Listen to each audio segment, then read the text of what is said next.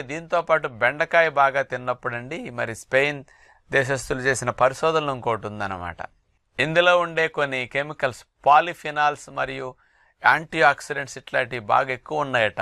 వీటి వల్ల ఏమవుతుందంటే మెదడులో కణజాలం ఏవైతే ఉన్నాయో ఇవి ఆక్సిడైజేషన్ అంటే ఆక్సీకరణం చెంది దెబ్బతినకుండా మెదడు కణాలని రక్షించడానికి, అవి అనారోగ్యానికి గురవ్వకుండా కాస్త ఎక్కువ కాలం జీవించటానికి బెండకాయలో ఉండే ఈ కెమికల్స్ ఎక్కువ ఉండటం ఒక కారణం.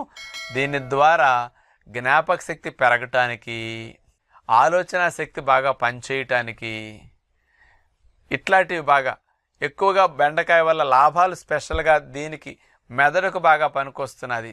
నేర్చుకునే శక్తి కూడా, లెర్నింగ్ ఎబిలిటీ బాగా పెరుగుతున్నది బెండకాయ తినటం వల్ల అనేది స్పెషల్గా స్పెయిన్ దేశస్తులు మరొక పరిశోధన ద్వారా, అంటే బెండకాయకి మన బుద్ధి పెరగటానికి, తెలివితేటల మేధాశక్తికి, జ్ఞాపక